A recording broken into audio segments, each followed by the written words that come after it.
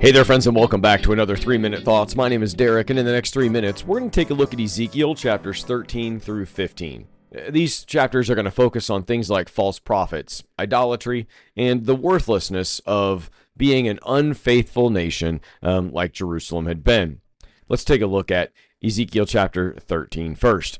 This chapter is going to really focus our efforts and attention in on what it means to be against a false prophet and against a false prophetess. God commands Ezekiel to speak out against the false prophets of Israel.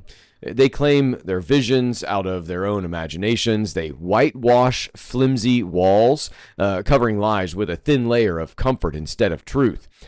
The wall will collapse in storm and hail, exposing their deception. The whole idea here is they're making things up as they go along, and they're saying just enough positive things to hide over the things that they're lying about in the background. God also condemns women who practice occult-like magic bands and charms, misleading his people for personal gain. He promises to free his people from these lies and deceptions.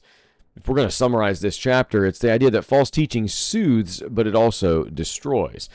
God calls his people to discernment and cling to his word of truth. Chapter 14 is all about idolatry in the heart. The elders of Israel come to Ezekiel, but God exposes them. These men have taken their idols into their hearts. Outward worship cannot cover up inward idolatry. God calls them to repentance. But God declares judgment. Even if Noah, Daniel, and Job were in the land, they could only save themselves, not the nation.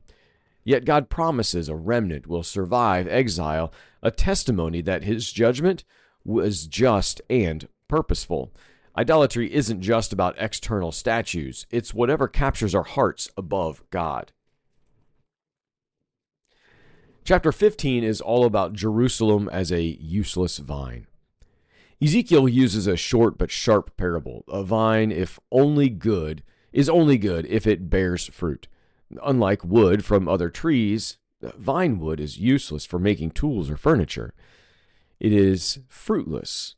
It is only fit to be burned. So Jerusalem, unfaithful and fruitless, is destined for fire.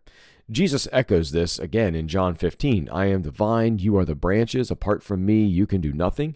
The whole idea is fruitlessness is found in us when we live our lives apart from him, and that fruitlessness leads to judgment. These 3 chapters deal with things like false prophets promise peace where there is no peace. Idolatry starts in your heart. God saves a remnant, and fruitless lives are wasted lives. That's it for today. Be well, friends.